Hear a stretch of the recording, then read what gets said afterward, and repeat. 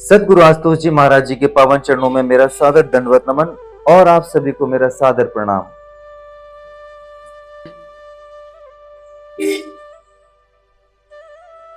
बच्चे बिगड़ रहे हैं। समाज में प्रत्येक माता पिता इस बात से परेशान है और बिल्कुल हकीकत बात है, बच्चे बिगड़ रहे हैं। जबकि देखा जाए तो आजकल का बच्चा तो घर के अंदर ही रहता है। एक पहले का टाइम था कि जब बच्चा बाहर रहता था तो उसके 50 दोस्त यार रहते थे। खेत खलियानों में घूमना, खेलना, कभी इधर कभी उधर, और उसके पीछे लड़ाई भी हो जाती थी कि देख बेटा, उसको देख के तू बिगड़ रहा है ना, जैसी हरकतें वो करता है वैसी हरकतें तू कर रहा है। यहां तक कि उनके घर तक पहुंच जाते थे माता पिता कि तुम्हारे बेटे के साथ रह के मेरा बेटा बिगड़ गया। लेकिन आजकल तो ऐसा कुछ भी नहीं है, बच्चे घर के अंदर ही है।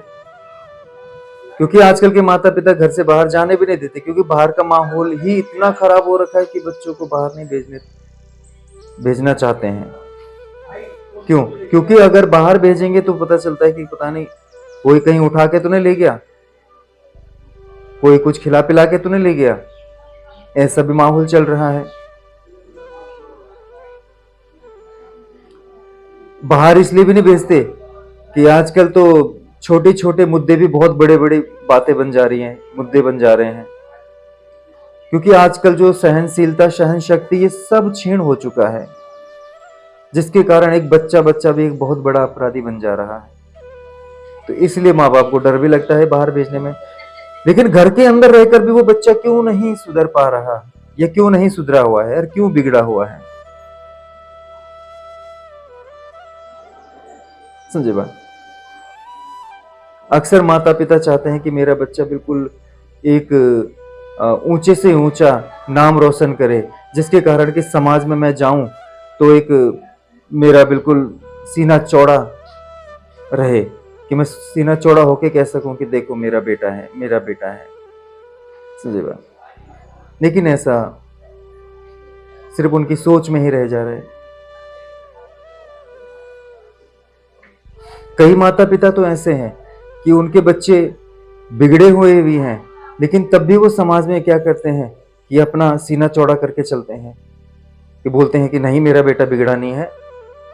अरे बहुतों को ऐसे देखा है कि जो स्कूल में पहुंचाते हैं, उन्हें पता है कि ये कितना गंद है और कितनी गंदी इसकी हरकतें हैं, और बात नहीं मानता, कहना नहीं मानता, तो वहां चले जाते, बोलते हैं स्कूल में कि हाँ देखो टीचर ने मारा इसको, क्यों मारा, और खूब लड़ाई करते हैं इनकी। ऐसे बच्चों के माँ बाप तो खूब लड़ाई करके आते हैं स्कूलों में कि हमारे बच्चे पे हाथ मत उठाना, और उसका फिर हौसला और बढ़ता है, फिर वो और ज्यादा गलतियां करता है, और फिर उन गलतियों का जो मुआवजा भुगतना पड़ता है वो किसको भुगतना पड़ता है? माँ बाप को ही भुगतना पड़ता है। कि आज अगर हम छूट देते, ठीक है, अध्यापक का काम है सुधारने का, क्योंकि जब तुमसे नहीं सुधरता तो इसलिए तुम स्कूल में भेज देते हो कि कम से कम वहां से कुछ सीखे, जाने और संवरे और सुधरे, तभी तो भेजा ना। पैसे कमाने का मुद्दा तो बात की बात हुई, लेकिन पहला यही है कि 4-5 घंटे जो ये मुझे ही परेशान करता है, क्यों ना ये 4-5 घंटे में इसको स्कूल में डाल दूं ताकि मैं रहूं। स्कूल से आए तो फिर क्या करते हैं कि चलो यार जा भाई 1-2 घंटे के लिए ट्यूशन। वहां पर ट्यूशन में भी पूछ के आते हैं कि कितने घंटे पढ़ाते हो? अच्छा 1 घंटे, हाँ 2 घंटे पढ़ा लो ना, हम एक्स्ट्रा पैसे दे देंगे, पढ़ा लो 2 घंटे। अरे क्यों? क्योंकि वो दुखी हो रखा है बेचारा या बेचारी कि 2 घंटे और घर से बाहर रहेगा तो कम से कम ऐसी जगह पे रहेगा जहां पर कुछ पढ़ेगा, सीखेगा। समझे बात? इसलिए इसका मतलब सब परेशान है।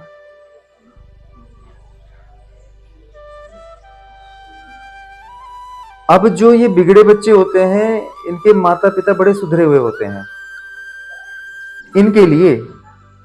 समझे बात? माता पिता भी तो वैसे ही हैं, लेकिन इनके लिए बड़े सुधरे हुए होते हैं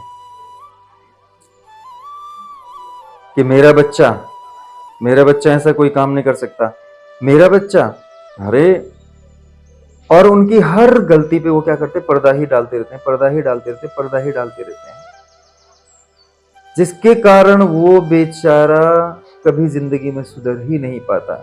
क्यों? क्योंकि माता पिता ने उसकी गलतियों पर पर्दे डाल डाल के उसको ऐसा मजबूत कर दिया कि अब वो किसी की नहीं सुनेगा, ना उनकी सुनेगा। क्योंकि जब एक छोटी सी डाल होती है ना, तो उस डाल को जब वो बीज से बाहर निकली, उसको किधर को भी मोड़ोगे ना तो वो मुड़ जाएगी, और उसी शेप में क्या होगा, वो बड़ी हो जाएगी। ठीक है, लेकिन जैसे ही वो डाल एक बड़ी हो जाए, उसके बाद आप उसको कोई शेप देना चाहो कि मैं इसको ऐसे करूं, वो टूट जाएगी, लेकिन उस शेप में नहीं मुड़ेगी। तो सेम इसी तरीके से, क्योंकि यही टाइम होता है इनको एक शेप देने का, लेकिन वहीं पर क्या करते हैं, उनको परिपक्व बना देते हैं, उनकी गलतियों को छुपा छुपा कर, और उनको करने देते हैं वो गलतियां, और जिसके कारण क्या होता है, वो परिपक्व हो जाते हैं, फिर चाह कर भी उन चीजों को नहीं छोड़ पाते हैं। समझे बात? तो सबसे बड़ी दुश्मन आप ही हैं या हम ही हैं। समझे? इन चीजों को समझना पड़ेगा। कुछ तो ऐसे होते हैं कि बिल्कुल लड़की देखने के रिश्ता लेके, और बिल्कुल बच्चा है एक नंबर का गधा, गया गुजरा, बिल्कुल नशेड़ी, भंगेड़ी, गंजेड़ी, जो बोल सकते हैं आप, सब है। अब वहां पर क्या, अरे लड़का हमारा बहुत सुधरा हुआ है, कुछ नहीं करता, नशे के नाम पे तो छोड़ो तुम, दूर दूर तक कुछ सूंघता भी नहीं है। ठीक है, और जहां ऐसे लोग होते हैं वहां से तो बिल्कुल भाग जाता है, बोलता है अरे बाप रे, भगवान बचाए ऐसे लोगों से, ऐसे बोलता है। समझे बात? बहुत ही सुधरा हुआ वो, झूठ बोल बोल के कर सब कर दिया लोग। समझे बात? जब बाद में पता चला कि अरे ये तो ये निकले, चाहे लड़का हो चाहे लड़की हो। ठीक है, लड़की के माँ बाप भी क्या बोलते हैं कि देखो सती सावित्री है, बिल्कुल देखिए गाय है, गाय। समझे बात? सुबह बिल्कुल 5 बजे उठ के माता पिता के चरण छूकर, बिल्कुल चाय बना के, उसके बाद नाश्ता बना के, आहा हा, भगवान करे ऐसी लड़की सबको मिले, इतना फेंकते हैं। पता चला कि 10 बजे तक उठती नहीं है। जहां वो चाय और खाना बनाने की बात करें, वहां पता चला कि उसको ये पता नहीं कि चाय बनाने में कितनी चाय पत्ती और कितनी चीनी डाली जाएगी, कुछ नहीं पता। लेकिन ऐसे झूठ झूठ बोल के रिश्ते बनाते हैं। फिर क्या होता है, ऐसे ही लोगों के जब ये रिश्ते बनाते थे, ऐसे ही लोगों के बीच में फिर तलाक हो जाते हैं। नहीं निभा पाते ना, क्योंकि बचपन से उन्होंने उस चीज में ढाला ही नहीं उनको कि कैसे करना है, क्या करना है, कैसे जीवन जीना है, किस तरीके से करना है, अपनी लाइफ में कैसे चलना है, कुछ समझाया ही नहीं, कुछ किया ही नहीं। बस कि बेटा तू जो कर रहा है बहुत अच्छा है, मेरा लाडला है, मेरी लाडली है, तू बहुत अच्छी है, जो भी कर रही है, हाँ प्रिया, मेरे लिए प्रिया है। ठीक है, देखो तो सही। ठीक है, एक उम्र के हिसाब से, एक तौर तरीके के हिसाब से, एक समझ के हिसाब से कुछ समझ वाला काम तो करो। बच्चा रात को 12-1 बजे तक आ रहा है बाहर, और हांड के बिल्कुल, और टल्ली होके, और कोई क्लब में घूम रहा है, कोई कहीं घूम रहा है, लेकिन आहा मेरा लड़का मेरी लड़की, अरे क्या बात। समझे? ये नहीं निभा पाएंगे किसी प्रकार के भी रिश्ते नाते दुनिया में, बिल्कुल भी नहीं। समझे बात? और फिर यही लोग उपद्रव भी मचाएंगे। समझे बात? और इन्हीं लोगों की सच्चाई अगर इनके सामने कही जाएगी तो सबसे ज्यादा बुरा इन्हीं को ही लगेगा। समझे बात? क्योंकि सत्यता जैसी सामने आए हमारी, तो बिल्कुल बुरा तो लगेगा ही ना। लेकिन अगर दूसरे की बुराई मैं करता रहूं सामने, तो बड़ी खुश होगी कि हाँ क्या बात, बिल्कुल सही कह रहे हो उसके बारे में। लेकिन जैसे ही अपने बारे में बात आई, तो वहां बिल्कुल चुलबुली मच जाएगी कि मेरे लिए कैसे कह दिया तुमने, मेरे लिए कैसे कह दिया तुमने, है ना? बात यही है।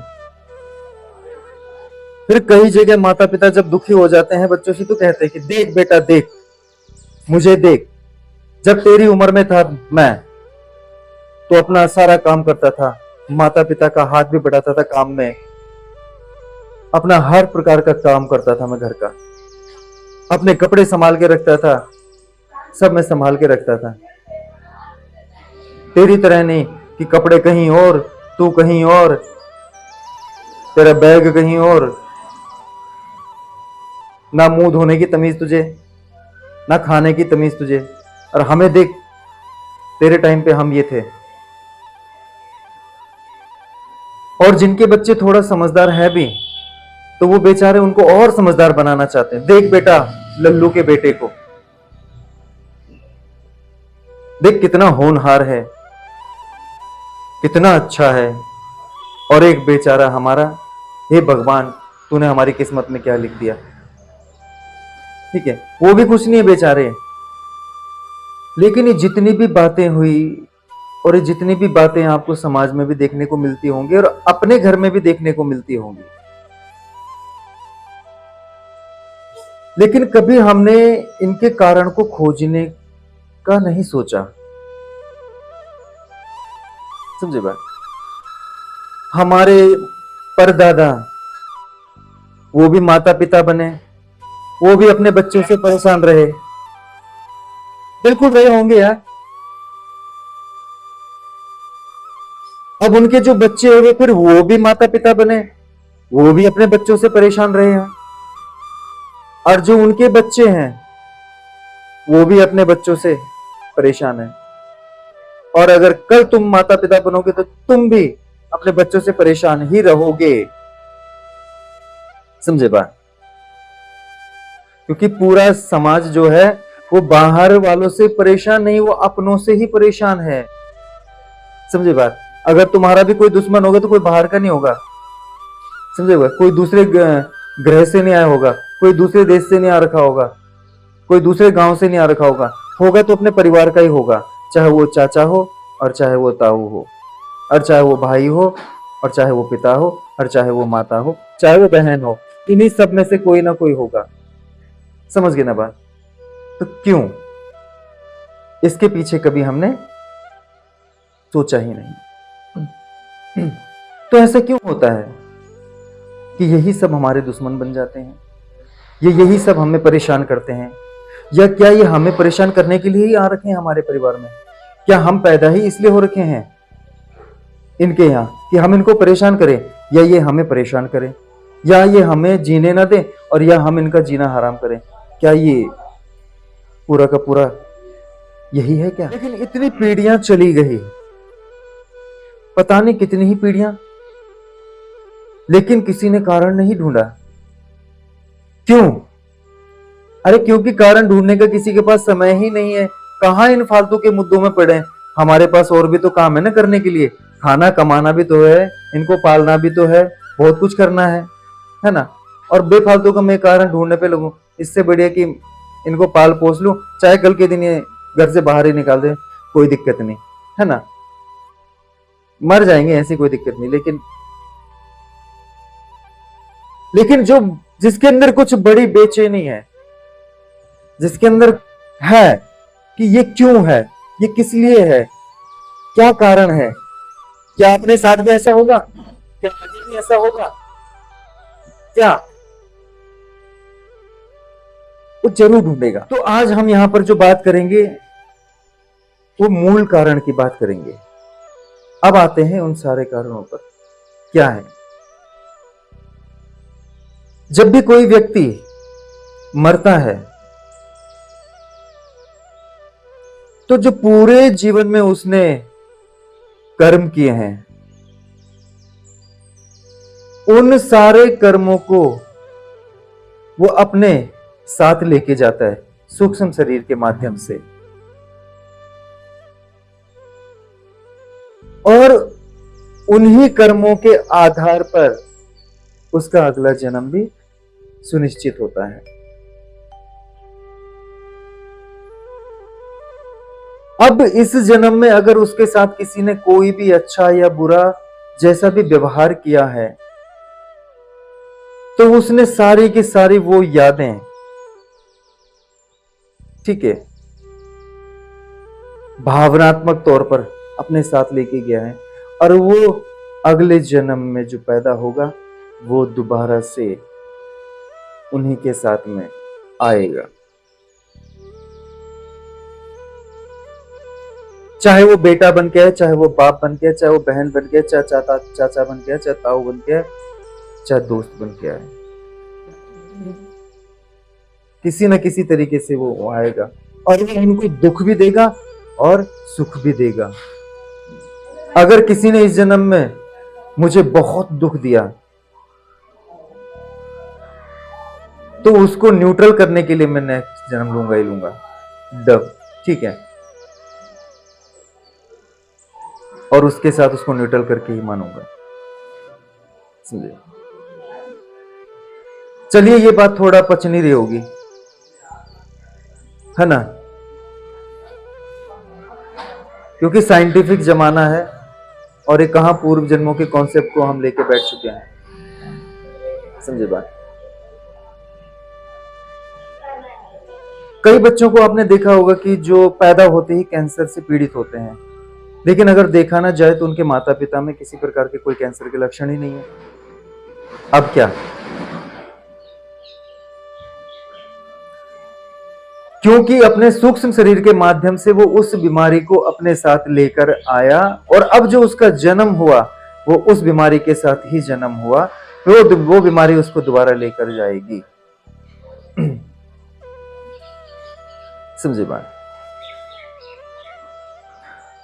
अभी एक वीडियो सामने आया था, माता पिता बिल्कुल स्वस्थ हैं और काफी अच्छी पोस्ट पर वो काम भी कर रहे थे, लेकिन दो बेटियां उनकी हुई और दोनों बेटियां किसी बहुत बड़ी बीमारी से ग्रसित हैं, जिसमें उनका जो जीवन है थोड़े काल का ही बचा हुआ है।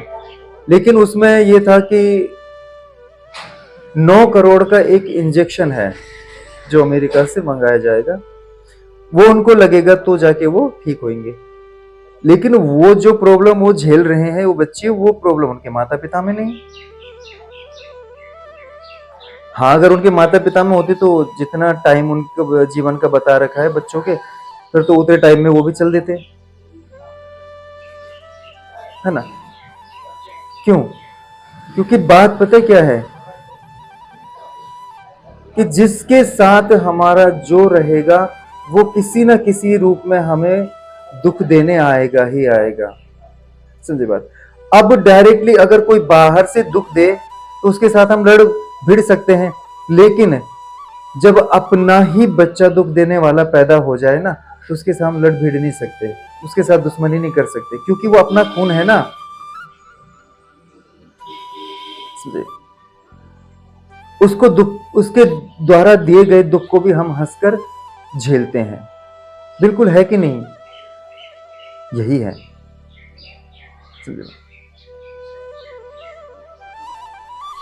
अब ये पूर्व जन्मों से, मतलब इस जन्म में जो हम हैं वो भी हमारे पूर्व जन्मों से ही निर्धारित हुआ है।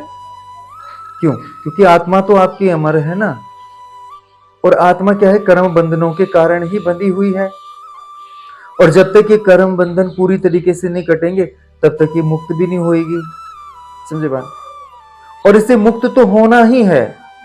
कोई आज परमात्मा की शरण में आए या ना आए, आज किसी को परमात्मा से बहुत नफरत है, बोलता है कि ये सब बेफालतू की चीजें हैं, कोई बात नहीं, लेकिन एक दिन आना ही पड़ेगा, चाहे आज आओ, चाहे अगले जन्म में हो, चाहे 400 जन्म बाद आओ, चाहे 200 जन्म बाद आओ, चाहे 4 जन्म बाद आओ, लेकिन आना ही पड़ेगा।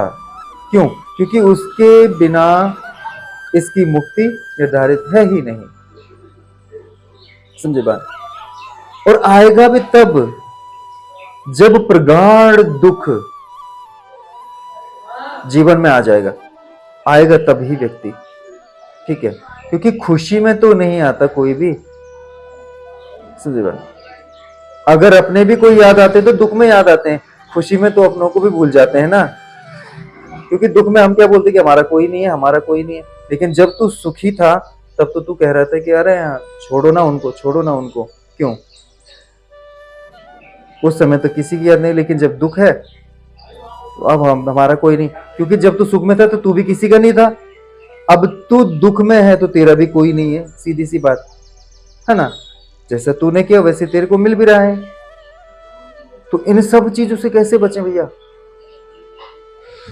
बाप रे, कितनी सारी चीजें है ना। है एक तरीका, समर्पण भाव। समझ गए ना बात। समर्पण भाव का मतलब हो गया कि मैं अपने आप को सरेंडर करता हूं। लेकिन कर पाओगे सरेंडर अपने आप को?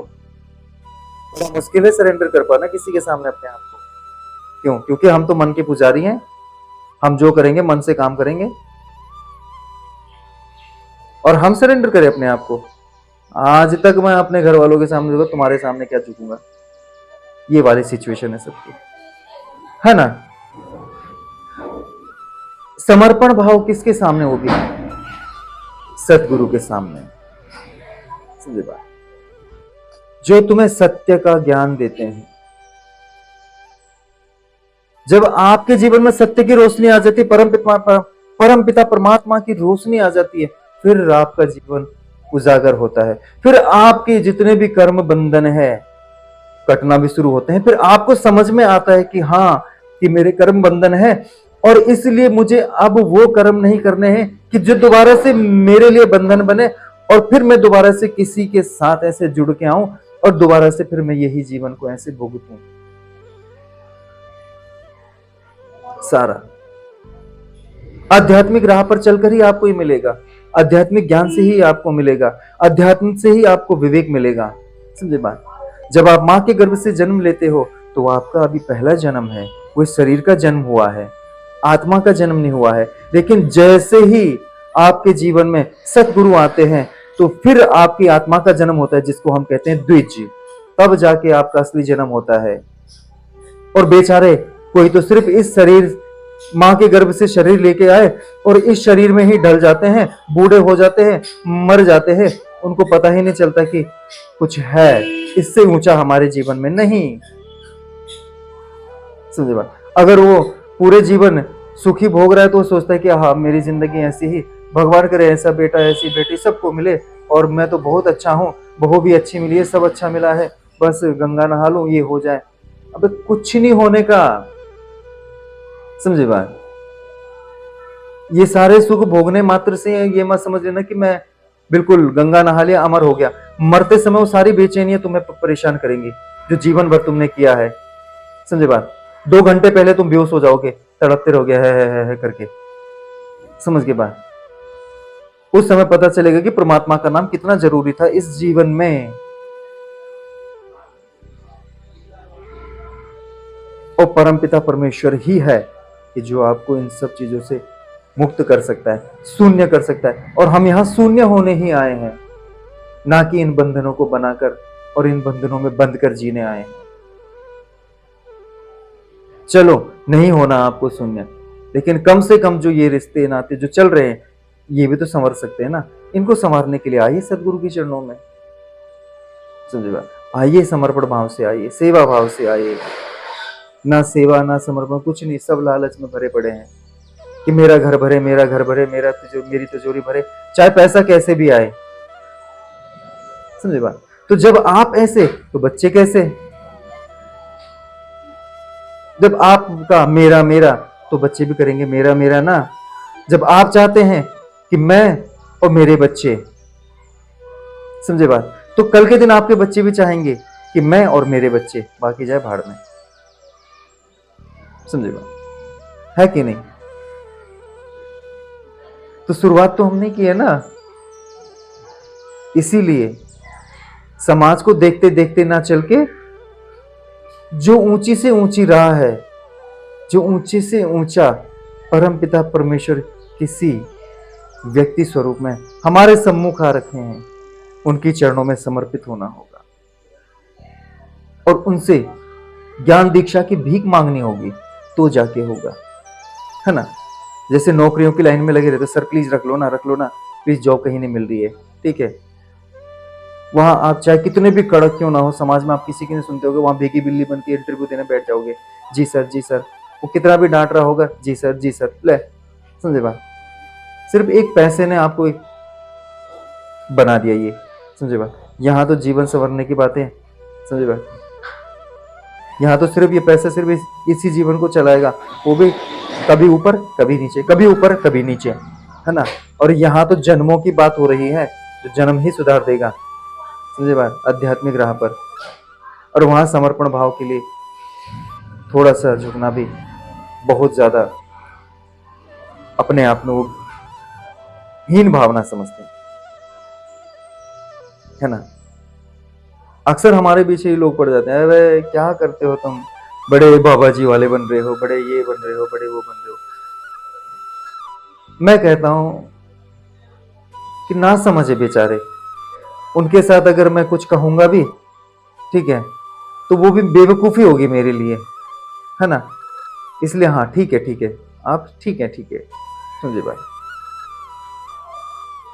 इसीलिए मैं ये जो वीडियोस वगैरह बना रहा हूं ना, इसलिए बनाता हूं, ठीक है, कि पता चले ना कि तुम बाबा जी वाले कहते हो ना, तो बाबा जी वाले कहां, और क्या बात है, और क्या समझ है, और क्या विवेक है, और क्या ज्योति है, समझे। तब कान के कान खुले रह जाते होंगे, अरे बाल खड़े के खड़े रह जाते होंगे, समझे बात। और सुनेंगे भी नहीं, क्यों? क्योंकि बात ही इतनी खतरनाक निकल जाती है कि सीधे दिल पे लगेगी, है ना। क्यों दिल पे से लगेगी? क्योंकि जी ही वैसे रहे हैं, आजीवन ही वैसा ही है। लेकिन एक ना एक दिन तो आना ही होगा, जीते जी आ या ना आ, मरने के बाद दोबारा आना पड़ेगा, लेकिन आना ही पड़ेगा, मुझे बात। और प्रत्येक आया, इसलिए चाहे स्वयं को सुधारना हो, चाहे अपने बच्चे को सुधारना है, इन कर्म संस्कारों को काटना ही पड़ेगा, तो जाके सब कुछ संवरेगा। इसलिए सदगुरु के शरणों में आके उस ब्रह्म ज्ञान की दीक्षा लेकर ऊंचे से ऊंचा मार्ग है, चल कर देखो, फिर देखो अपने जीवन को संवरते हुए। इसी के साथ धन्यवाद।